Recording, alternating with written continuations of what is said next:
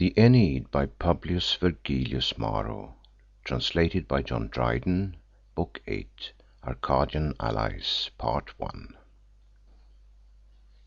When Turnus had assembled all his powers, his standard planted on Laurentium's towers, when now the springly trumpet from afar had given the signal of approaching war, had roused the neighing steeds to scour the fields, while the fierce riders clattered on their shields, trembling with rage, the Latian youth prepare to join the allies and headlong rush to war.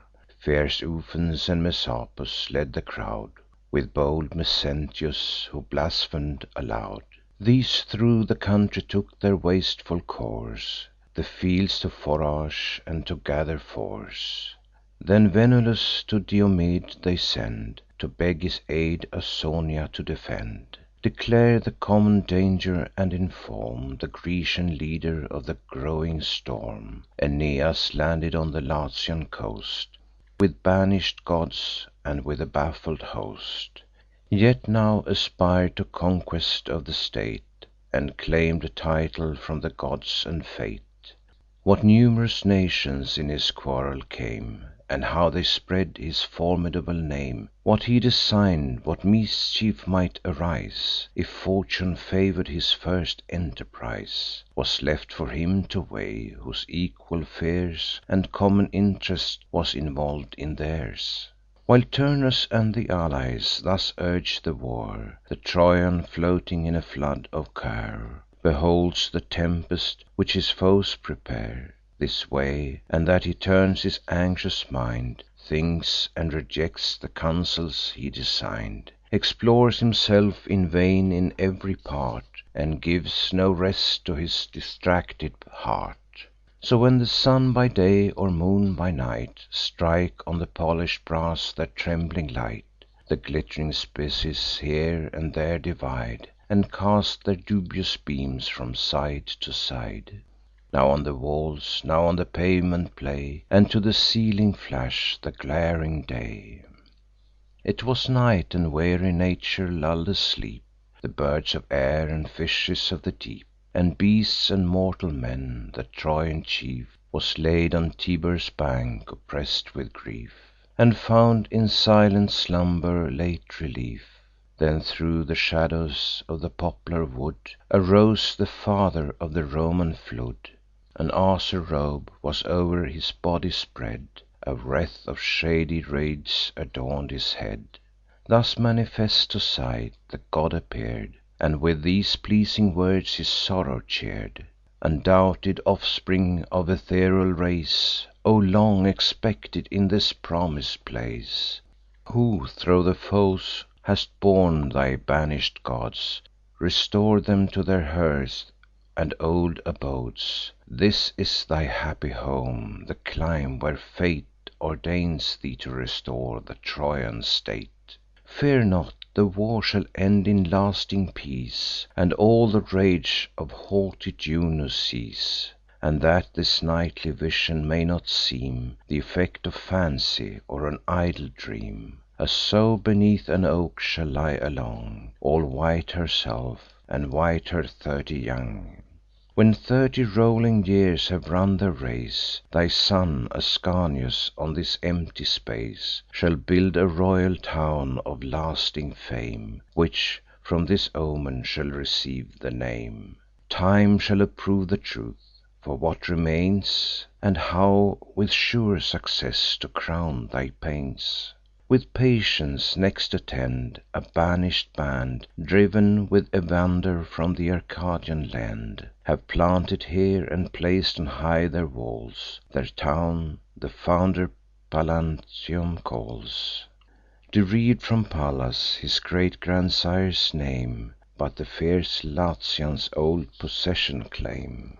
With war infesting the new colony, these make thy friends, and on their aid rely. To thy free passage I submit my streams; wake, son of Venus, from thy pleasing dreams, and when the setting stars are lost in day, to Juno's pow'r thy just devotion pay.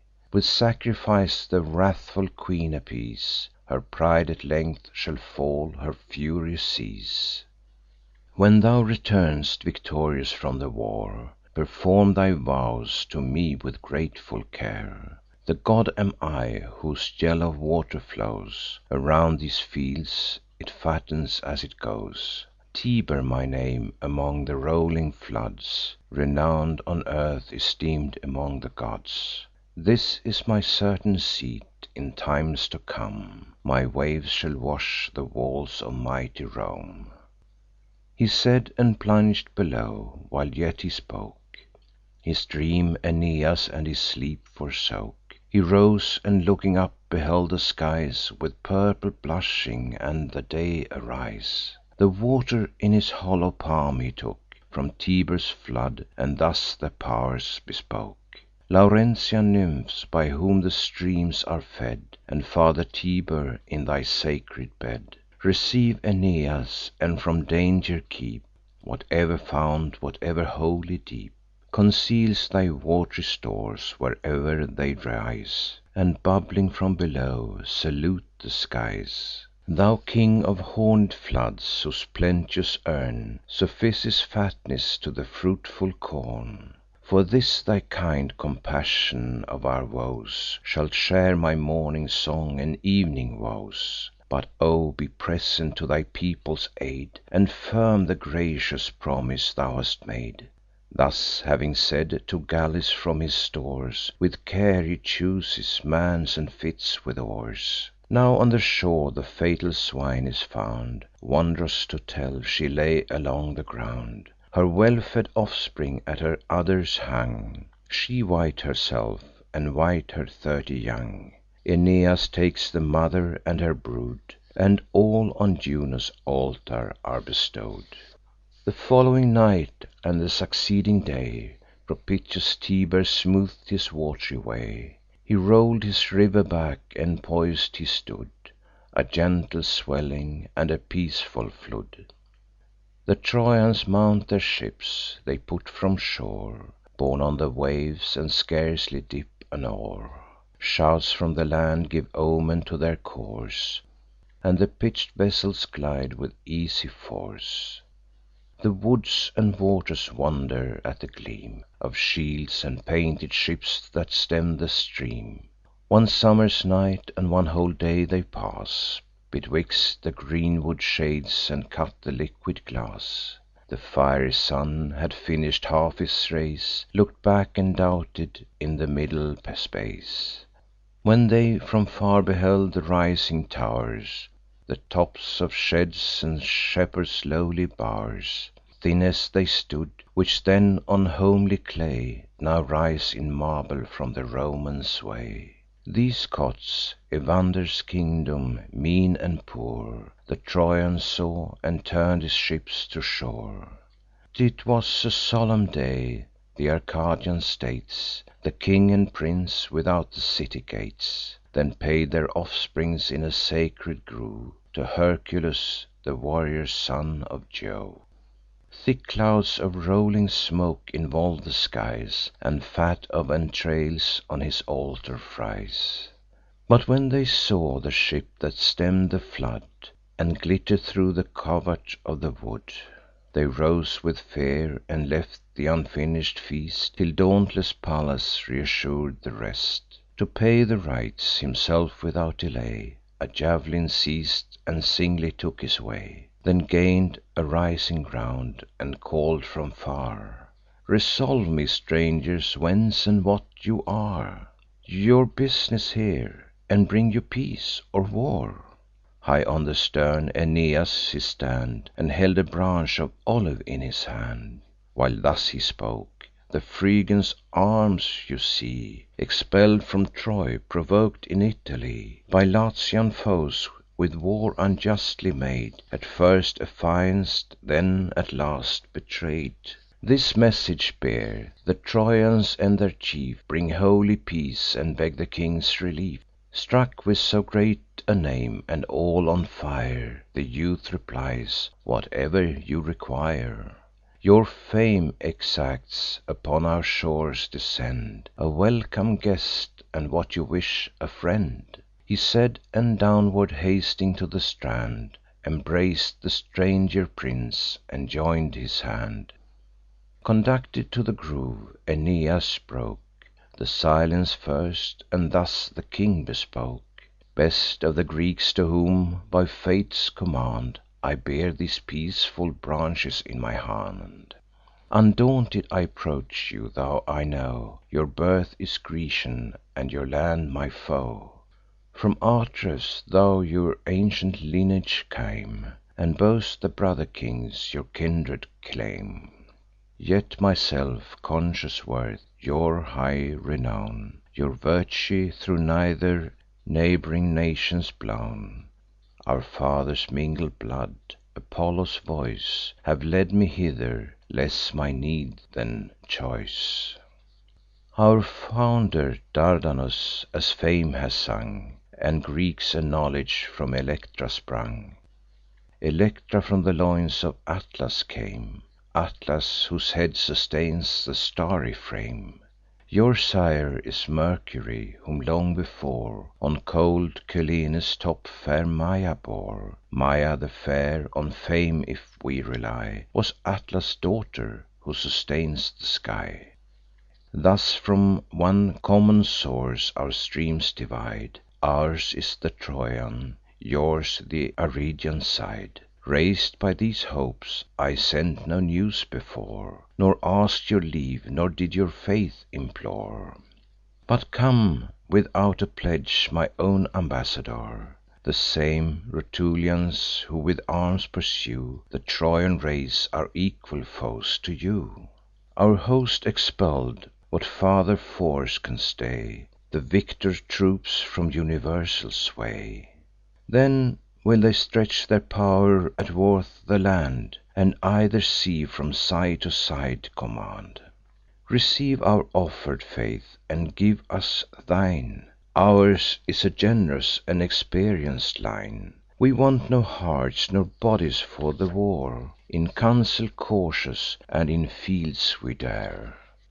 He said, and while spoke, with piercing eyes Evander view'd the man with vast surprise, Pleas'd with his action, ravish'd with his face, Then answer'd briefly, with a royal grace: "O valiant leader of the Trojan line, In whom the features of thy father shine! How I recall Anchises! how I see His motions, mien, and all my friend in thee! Long tho' it be, 'tis fresh within my mind, When Priam to his sister's court design'd A welcome visit, with a friendly stay, And thro' th' Arcadian kingdom took his way. And then, past a boy, the callow down began To shade my chin, and call me first a man. I saw the shining train with vast delight, And Priam's goodly person pleas'd my sight. But great Anchises, far above the rest, With awful wonder fir'd my youthful breast. I long'd to join in friendship's holy bands, Our mutual hearts, and plight our mutual hands. I first accosted him; I sued, I sought, And with a loving force to Pheneus brought.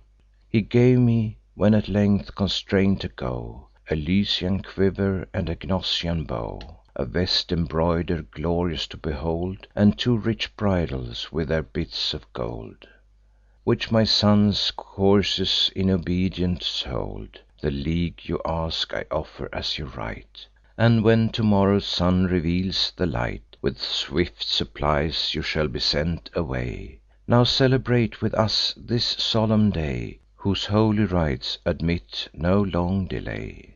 Honour our annual feast, and take your seat, With friendly welcome at a homely treat." Thus having said, the bowls remov'd for fear, The youths replac'd, and soon restor'd the cheer. On sods of turf he set the soldiers round; A maple throne, rais'd higher from the ground, Receiv'd the Trojan chief, and o'er the bed A lion's shaggy hide for ornament they spread. The loaves were served in canisters, the wine in bowls. The priests renew'd the rites divine. Broil'd entrails are their flood, and beef's continued shine. But when the rage of hunger was repress'd, thus spoke Evander to his royal guest: "These rites, these altars, and this feast, O king, from no vain fears of superstition spring, or blind devotion, or from blinder chance, or heated zeal, or brutal ignorance; but sav'd from danger with a grateful sense. The labours of a god we recompense. See from afar yon rock that mates the sky, about whose feet such heaps of rubbish lie, such indigested ruin, bleak and bare. How desert now it stands, exposed in air! It was once a robber's den, inclos'd around With living stone, and deep beneath the ground The monster Cacus, more than half a beast, This hold, impervious to the sun, possess'd. The pavement ever foul with human gore; Heads and their mangled members hung the door. Vulcan this plague begot, and, like his sire, Black clouds he belch'd, and flakes of livid fire. Time, long expected, eas'd us of our load, And brought the needful presence of a god. Th' avenging force of Hercules from Spain Arriv'd in triumph from Geiron slain. Thrice livid the giant, and thrice livid in vain. His prize, the lowing herds, Alcides drove Near Tiber's bank, to graze the shady grove. Allur'd with hope of plunder and intent, By force to rob, by fraud to circumvent, The brutal Cacus, as by chance they stray'd, 4 oxen thence, and 4 fair kine convey'd. And, lest the printed footsteps might be seen, He dragg'd 'em backwards to his rocky den. The tracks averse, a lying notice gave, And led the searcher backward from the cave. Meantime the herdsman hero shifts his place, To find fresh pasture and untrodden grass. The beasts, who miss'd their mates, fill'd all around With bellowing, and the rocks restor'd the sound. One heifer, who had heard her love complain, Roar'd from the cave, and made the project vain. Alcides found the fraud; with rage he shook, And toss'd about his head his knotted oak. Swift as the wind's or Scythian arrow's flight, He clomb with eager haste the aerial height. Then first we saw the monster mend his pace, Fear his eyes, and paleness in his face. Confess'd the god's approach; trembling he springs, As terror had increas'd his feet with wings. Nor stay'd for stairs, but down the depth he threw His body; on his back the door he drew. The door, a rib of living rock, with pains. His father hew'd it out, and bound it with iron chains. He broke the heavy links; the mounting clos'd, And bars and levers to his foe oppos'd. The wretch had hardly made his dungeons fast, The fierce avenger came with bounding haste, Survey'd the mouth of the forbidden hold, And here and there his raging eyes he roll'd.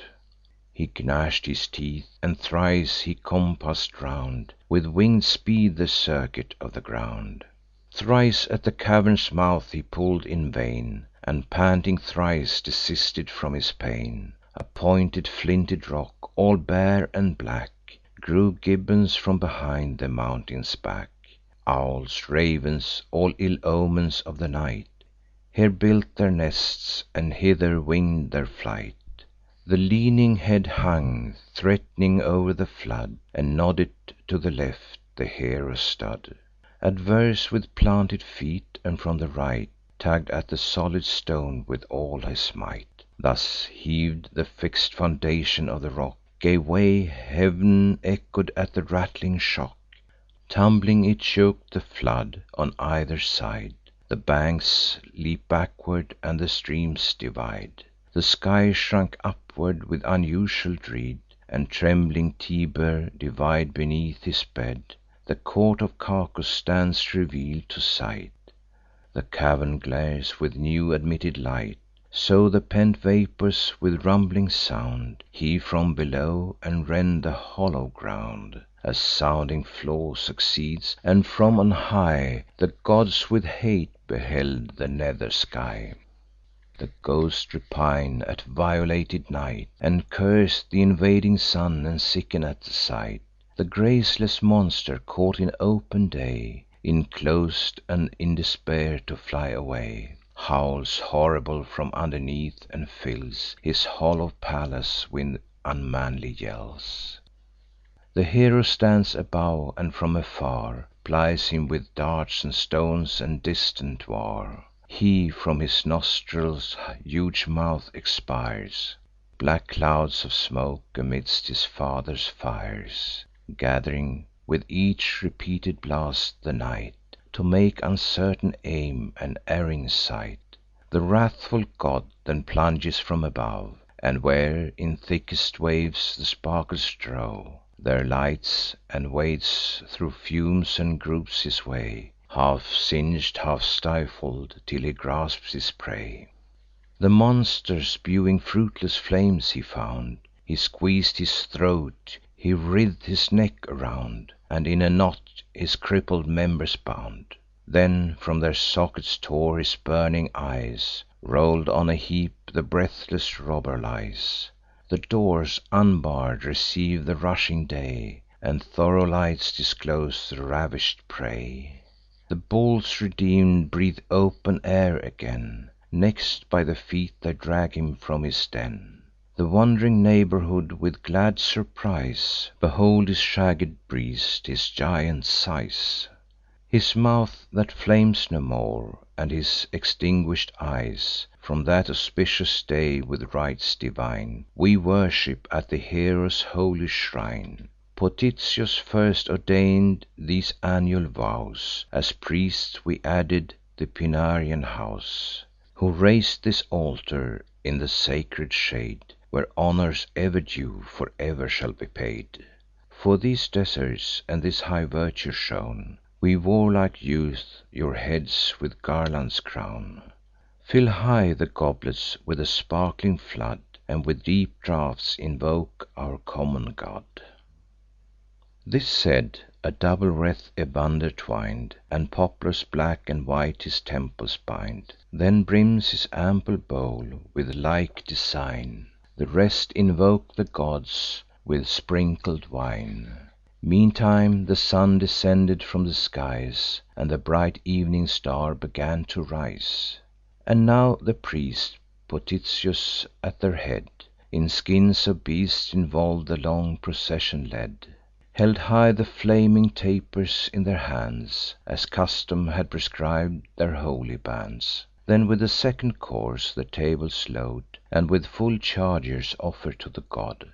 The Salii sing, and cense his altars round With Saban smoke, their heads with poplar bound. One choir of old, another of the young, To dance and bear the burthen of the song. The lay records the labours and the praise, And all th' immortal acts of Hercules. First, how the mighty babe, when swathed in bands, The serpent strangled with his infant hands. Then, as in years and matchless force he grew, Th' Oechalian walls and Trojan o'erthrew. Besides, 1,000 hazards they relate, Procured by Juno and Eurystheus' hate. Thy hands, unconquer'd hero, could subdue The cloud-born Centaurs and the monstrous crew; Nor thy resistless arms the bull withstood, Nor the roaring terror of the wood. The triple porter of the Stygian seat, With lolling tongue, lay fawning at thy feet, And, seiz'd with fear, forgot his mangled meat. Th' infernal waters tremble at thy sight. Thee, god, no face of danger could affright, No huge Typhus, nor th' unnumber'd snake, Increas'd with hissing heads in Lerna's lake. Hail, Jove's undoubted son! An added grace To heav'n, and the great author of thy race. Receive the grateful off'rings which we pay, And smile propitious on thy solemn day." In numbers thus they sung above the rest. The den and death of Cacus crown the feast. The woods to hollow vales convey the sound, the vales to hills, and hills the notes rebound. The rites perform'd, the cheerful train retire. Betwixt young Pallas and his aged sire, the Trojan pass'd the city to survey, and pleasing talk beguil'd the tedious way. The stranger cast around his curious eyes, New objects viewing still with new surprise; With greedy joy enquires of various things, And acts and monuments of ancient kings. Then thus the founder of the Roman tow'rs: "These woods were first the seat of sylvan pow'rs, Of nymphs and fauns, and salvage men, who took Their birth from trunks of trees and stubborn oak. Nor laws they knew, nor manners, nor the care Of lab'ring oxen, or the shining share; Nor arts of gain, nor what they gain'd to spare. Their exercise, the chase, the running flood, Supplied their thirst; the trees supplied their food. Then Saturn came, who fled the pow'r of Jove, Robb'd of his realms, and banish'd from above. The men, dispers'd on hills, to towns he brought, And laws ordain'd, and civil customs taught. And Latium call'd the land where safe he lay From his unduteous son, and his usurping sway. With his mild empire peace and plenty came, And hence the golden times did read their name. A more degenerate and discolour'd age Succeeded this, with avarice and rage. Th' Ausonians then, and bold Sicanians came, And Saturn's empire often chang'd the name. Then kings, gigantic Tybris, and the rest, With arbitrary sway the land oppress'd. For Tiber's flood was Albula before, Till from the tyrant's fate his name it bore. I last arriv'd, driv'n from my native home By fortune's pow'r, and fate's resistless doom. Long toss'd on seas, I sought this happy land, Warn'd by my mother nymph, and call'd by Heav'n's command. End of Book 8, Part 1. Book 8, Part 2 of the Aeneid. Thus walking on, he spoke, and shew'd the gate, Since call'd Carmental by the Roman state, Where stood an altar sacred to the name Of old Carmenta, the prophetic dame, Who to her son foretold th' Aenean race, Sublime in fame, and Rome's imperial place. Then chose the forest, which in after times Fierce Romulus for perpetrated crimes A sacred refuge made; with this the shrine, Where Pan below the rock had rites divine. Then tells of Argos' death, his murder'd guest, Whose grave and tomb his innocence attest. Thence to steep Tarpeian rock he leads, Now roof'd with gold, then thatch'd with homely reeds. A reverent fear, such superstition reigns Among the rude, ev'n then possess'd the swains. Some god they knew, what god they could not tell, Did there amidst the sacred horror dwell. Th' Arcadians thought him Jove, and said they saw The mighty Thund'rer with majestic awe, Who took his shield, and dealt his bolts around, And scatter'd tempests on the teeming ground. Then saw two heaps of ruins: once they stood Two stately towns, on either side the flood. Saturnia's and young Nicola's remains, And either place the founder's name retains. Discoursing thus, together they'd resort Where poor Evander kept his country court. They view'd the ground of Rome's litigious hall, Once oxen low'd, where now the lawyers sprawl. Then, stooping thro' the narrow gate, they press'd, When thus the king bespoke his Trojan guest: "Mean as it is, this palace and this store Receiv'd Alcides, then a conqueror. Dare to be poor, accept our homely food, Which feasted him, and emulate a god." Then underneath a lowly roof he led the weary prince, and laid him on a bed. Then stuffing leaves with hides of bears o'erspread, now Night had shed her silver dews around, and with her sable wings embraced the ground, when Love's fair goddess, anxious for her son, new tumults raising, and new wars begun, couch'd with her husband in his golden bed, with these alluring words invokes his aid, and that her pleasing speech his mind may move, inspires each accent with the charms of love. While cruel fate conspir'd with Grecian pow'rs, to level with the ground the Trojan tow'rs, I ask'd not aid th' unhappy to restore, Nor did the succour of thy skill implore, Nor urg'd the labours of my lord in vain, A sinking empire longer to sustain. Tho' much I ow'd to Priam's house, and more The dangers of Aeneas did deplore. But now, by Jove's command, and fate's decree, His race is doom'd to reign in Italy. With humble suit I beg thy needful art, O still propitious pow'r, that rules my heart. A mother kneels a suppliant for her son; By Thetis and Aurora thou wert won, To forge impenetrable shields, and grace With fated arms a less illustrious race. Behold, what haughty nations are combin'd Against the relics of the Phrygian kind, With fire and sword my people to destroy, And conquer Venus twice in conqu'ring Troy. She said, and straight her arms of snowy hue About her unresolving husband threw. Her soft embraces soon infuse desire; His bones and marrow sudden warmth inspire, And all the godhead feels the wonted fire. Not half so swift the rattling thunder flies, Or forky lightning flash along the skies. The goddess, proud of her successful wiles, And conscious of her form, in secret smiles. Then thus the pow'r, obnoxious to her charms, Panting, and half dissolving in her arms: "Why seek you reasons for a cause so just, Or your own beauties, or my love distrust? Long since had you requir'd my helpful hand, The artificer, and art you might command, To labour arms for Troy; nor Jove nor fate Confin'd their empire to so short a date.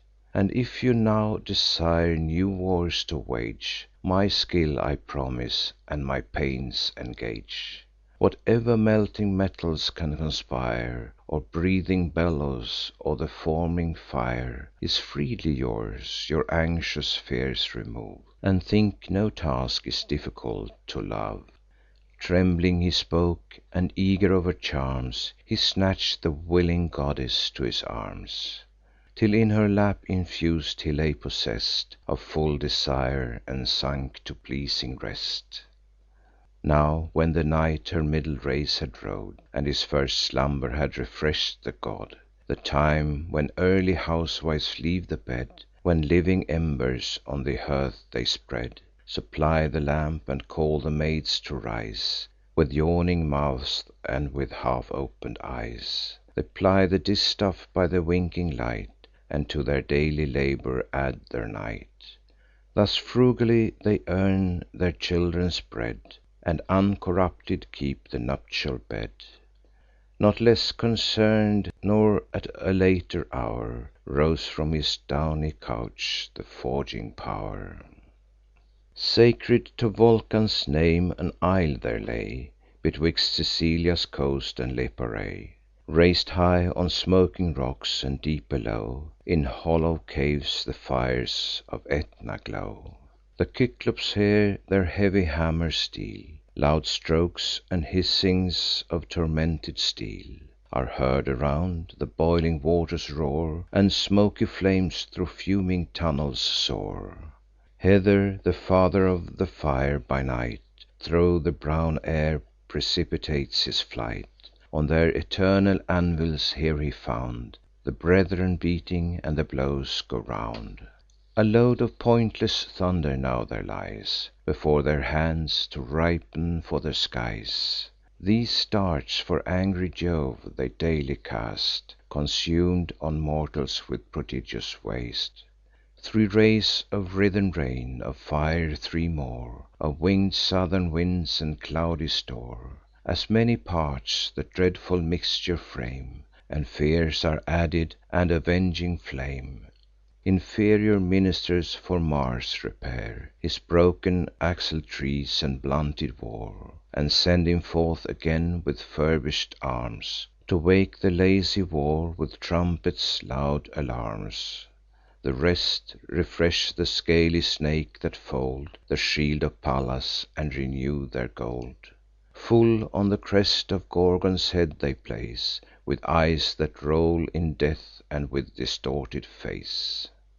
"My sons," said Vulcan, "set your task aside; Your strength and master skill must now be tried. Arms for a hero forge, arms that require Your force, your speed, and all your forming fire." He said. They set their former work aside, And their new toils with eager haste divide. A flood of molten silver, brass, and gold, And deadly steel, in the large furnace roll'd. Of this their artful hands a shield prepare, Alone sufficient to sustain the war. 7 orbs within a spacious round they close; One stirs the fire, and one the bellows blows. The hissing steel is in the smithy drown'd; The grot with beaten anvils groans around. By turns their arms advance in equal time, By turns their hands descend, and hammers chime. They turn the glowing mass with crooked tongs; The fiery work proceeds with rustic songs.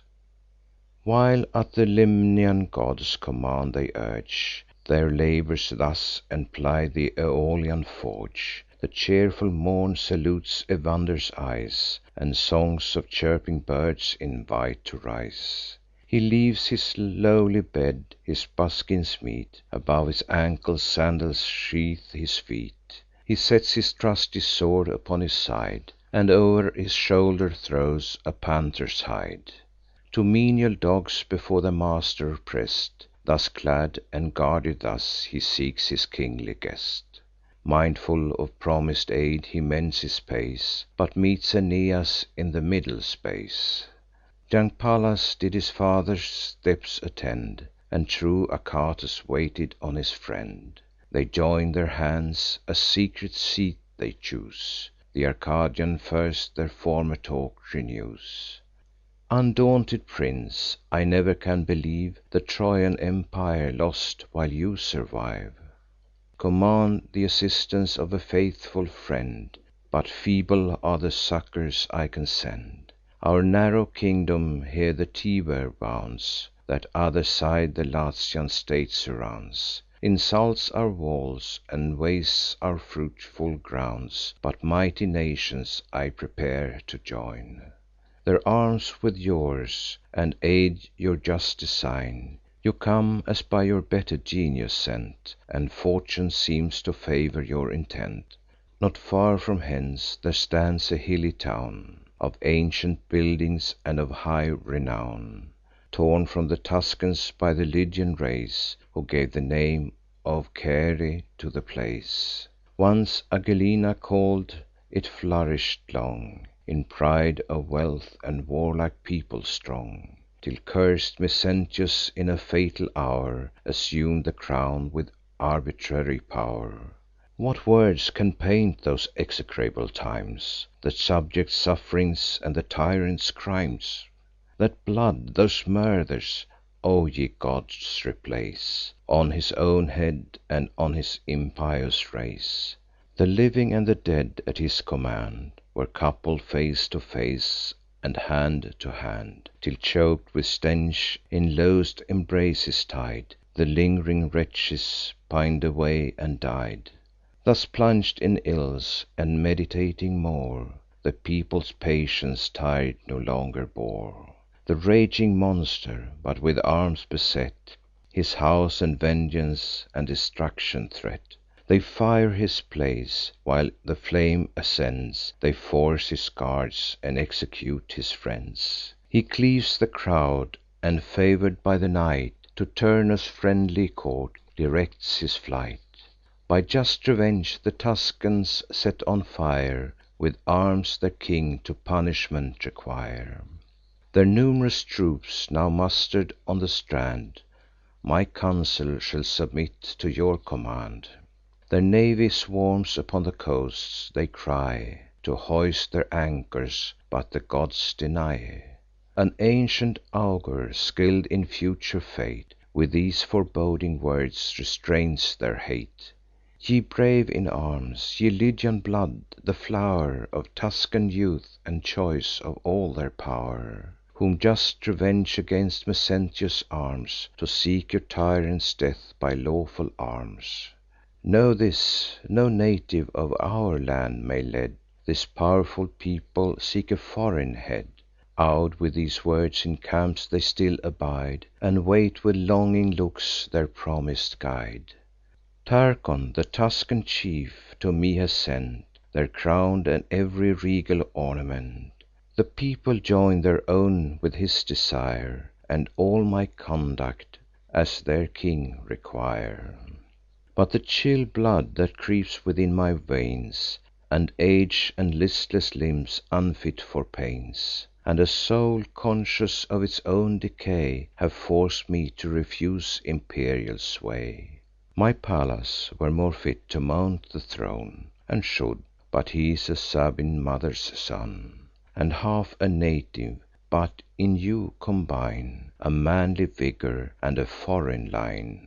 Where fate and smiling fortune shew the way, Pursue the ready path to sov'reign sway. The staff of my declining days, my son, Shall make your good or ill success his own. In fighting fields from you shall learn to dare, And serve the hard apprenticeship of war. Your matchless courage and your conduct view, And early shall begin t' admire and copy you. Besides 200 horse he shall command, Tho' few, a warlike and well-chosen band. These in my name are listed, and my son As many more has added in his own." Scarce had he said, Achates and his guest With downcast eyes their silent grief express'd, Who, short of succours, and in deep despair, Shook at the dismal prospect of the war. But his bright mother, from a breaking cloud, To cheer her issue, thunder'd thrice aloud. Thrice forky lightning flash'd along the sky, And Tyrrhene trumpets thrice were heard on high. Then, gazing up, repeated peals they hear, And in a heav'n serene refulgent arms appear, Redd'ning the skies, and glitt'ring all around. The temper'd metals clash, and yield a silver sound. The rest stood trembling, struck with awe divine; Aeneas only, conscious to the sign, Presaged th' event, and joyful view'd above Th' accomplish'd promise of the Queen of Love. Then, to th' Arcadian king, this prodigy: "Dismiss your fear; belongs alone to me. Heav'n calls me to the war; th' expected sign Is giv'n of promis'd aid, and arms divine. My goddess mother, whose indulgent care Foresaw the dangers of the growing war, This omen gave, when bright Vulcanian arms, Fated from force of steel by Stygian charms, Suspended shone on high. She then foreshow'd Approaching fights, and fields to float in blood. Turnus shall dearly pay for faith forsworn, And corps, and swords, and shields on Tiber borne, Shall choke his flood. Now sound the loud alarms, And Latian troops, prepare your perjur'd arms." He said, and, rising from his homely throne, The solemn rites of Hercules begun, And on his altars waked the sleeping fires. Then cheerful to his household gods retires. There offers chosen sheep th' Arcadian king, And Trojan youth the same oblations bring. Next, of his men and ships he makes review, Draws out the best and ablest of the crew. Down with the falling stream the refuse run, to raise with joyful news his drooping son. Steeds are prepar'd to mount the Trojan band, who wait their leader to the Tyrrhene land. A sprightly courser, fairer than the rest, the king himself presents his royal guest. A lion's hide his back and limbs infold, precious with studded work and paws of gold. Fame thro' the little city spreads aloud th' intended march amid the fearful crowd. The matrons beat their breasts, dissolve in tears, and double their devotion in their fears. The war at hand appears with more affright, and rises every moment to the sight. Then old Evander, with a close embrace, strain'd his departing friend, and tears o'erflow his face. "Would Heav'n," said he, "my strength and youth recall, Such as I was beneath Praeneste's wall! Then, when I made the foremost foes retire, And set whole heaps of conquer'd shields on fire; When Euryalus in single fight I slew, Whom with 3 lives Feronia did endue; And thrice I sent him to the Stygian shore, Till the last ebbing soul return'd no more. Such, if I stood renew'd, not these alarms, Nor death should rend me from my Pallas' arms, Nor proud Mezentius thus unpunish'd boast His rapes and murders on the Tuscan coast. Ye gods, and mighty Jove, in pity bring Relief, and hear a father and a king. If fate and you reserve these eyes to see My son return with peace and victory; If the lov'd boy shall bless his father's sight, If we shall meet again with more delight, Then draw my life in length; let me sustain, In hopes of his embrace, the worst of pain. But if your hard decrees, which, oh, I dread, Have doom'd to death his undeserving head, This very moment let me die, While hopes and fears in equal balance lie. While yet possess'd of all his youthful charms, I strain him close within these aged arms, Before that fatal news my soul shall wound." He said, and swooning sunk upon the ground. His servants bore him off, and softly laid His languish'd limbs upon his homely bed. The horsemen march; the gates are open'd wide, Aeneas at their head, Achates by his side. Next these, the Trojan leaders rode along; Last follows in the rear th' Arcadian throng.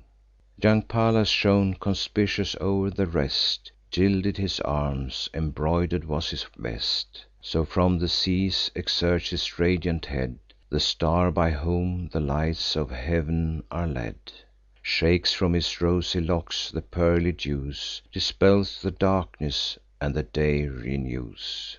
The trembling wives the walls and turrets crowd, And follow with their eyes the dusty cloud, Which winds disperse by fits, and shew from far The blaze of arms, and shields, and shining war. The troops, drawn up in beautiful array, O'er heathy plains pursue the ready way. Repeated peals of shouts are heard around; The neighing coursers answer to the sound, And shake with horny hoofs the solid ground. A greensward shade, for long religion known, Stands by the streams that wash the Tuscan town, Encompass'd round with gloomy hills above, Which add a holy horror to the grove. The first inhabitants of Grecian blood That sacred forest to Silvanus vow'd, The guardian of their flocks and fields, and pay Their due devotions on his annual day. Not far from hence, along the river's side, In tents secure the Tuscan troops abide. By Tarchon led, now from a rising ground, Aeneas cast his wond'ring eyes around, And all the Tyrrhene army had in sight, Stretch'd on the spacious plain from left to right. Thither his warlike train the Trojan led, Refresh'd his men, and wearied horses fed. Meantime the mother goddess, crown'd with charms, breaks thro' the clouds, and brings the fated arms. Within a winding vale she finds her son, on the cool river's banks retir'd alone. She shews her heav'nly form without disguise, and gives herself to his desiring eyes. "Behold," she said, "perform'd in ev'ry part, My promise made, and Vulcan's labour'd art. Now seek, secure, the Latian enemy, And the haughty Turnus to the fields defy." She said, and having first her son embrac'd, The radiant arms beneath an oak she plac'd. Proud of the gift, he roll'd his greedy sight Around the work, and gazed with vast delight. He lifts, he turns, he poises, and admires The crested helm, that vomits radiant fires. His hands the fatal sword and corslet hold, One keen with temper'd steel, one stiff with gold; Both ample, flaming both, and beamy bright: So shines a cloud, when edg'd with adverse light. He shakes the pointed spear, and longs to try The plated cuishes on his manly thigh; But most admires the shield's mysterious mould, And Roman triumphs rising on the gold. For these, emboss'd, the heav'nly smith had wrought, Not in the rolls of future fate, untaught, The wars in order, and the race divine Of warriors issuing from the Julian line. The cave of Mars was dress'd with mossy greens; There, by the wolf, were laid the martial twins. Intrepid on her swelling dugs they hung; The foster dam loll'd out her fawning tongue. They suck'd secure, while, bending back her head, She lick'd their tender limbs, and form'd them as they fed. Not far from thence new Rome appears with games Projected for the rape of Sabine dames. The pit resounds with shrieks; a war succeeds, For breach of public faith, and unexampled deeds. Here for revenge the Sabine troops contend; The Romans there with arms the prey defend. Wearied with tedious war, at length they cease, And both the kings and kingdoms plight the peace. The friendly chiefs before Jove's altar stand, Both arm'd, with each a charger in his hand. A fatted sow for sacrifice is led, With imprecations on the perjur'd head. Near this, the traitor Metius, stretch'd between, For fiery steeds is dragg'd along the green. By Tullus' doom the brambles drink his blood, And his thorn limbs are left the vulture's food. There Porsena, to Rome proud, Tarquin brings, And would by force restore the banish'd kings. One tyrant for his fellow tyrant fights; The Roman youth assert their native rights. Before the town the Tuscan army lies, To win by famine, or by fraud surprise. Their king, half threat'ning, half disdaining stood, While cockles broke the bridge, and stemm'd the flood. The captive maids there tempt the raging tide, Scap'd from their chains, with Cloelia for their guide. High on a rock heroic Manlius stood, To guard the temple, and the temple's god. Then Rome was poor, and there you might behold The palace thatch'd with straw, now roof'd with gold. The silver goose before the shining gate There flew, and by her cackle sav'd the state. She told the Gauls' approach; th' approaching Gauls, Obscure in night, ascend, and seize the walls. The gold dissembled well their yellow hair, And golden chains on their white necks they wear. Gold are their vests; long Alpine spears they wield, And their left arm sustains a length of shield. Hard by, the leaping Salian priests advance, And naked thro' the streets the mad Luperci dance. In caps of wool, the targets dropp'd from heav'n, Her modest matrons in soft litters driv'n, To pay their vows in solemn pomp appear, And odorous gums in their chaste hands they bear. Far hence remov'd, the Stygian seats are seen, pains of the damn'd and punish'd Catiline. Hung on a rock the traitor, and around the Furies hissing from the nether ground. Apart from these, the happy souls he draws, And Cato's holy ghost dispensing laws. Betwixt the quarters flows a golden sea, But foaming surges there in silver play. The dancing dolphins with their tails divide The glitt'ring waves, and cut the precious tide. Amid the main two mighty fleets engage; Their brazen beaks oppos'd with equal rage. Actium surveys the well disputed prize; Leucata's wat'ry plain with foamy billows fries. Young Caesar, on the stern, in armour bright, Here leads the Romans and their gods to fight. His beamy temples shoot their flames afar, And o'er his head is hung the Julian star. Agrippa seconds him with prosp'rous gales, And with propitious gods his foes assails. A naval crown that binds his manly brows The happy fortune of the fight foreshows. Rang'd on the line opposed, Antonius brings Barbarian aids, and troops of Eastern kings. Th' Arabian near, and Bactrians from afar, Of tongues discordant, and a mingled war. And rich in gaudy robes, amidst the strife, His ill fate follows him, th' Egyptian wife. Moving they fight, with oars and forky prows; The froth is gather'd, and the water glows. It seems as if the Cyclades again Were rooted up, and justled in the main.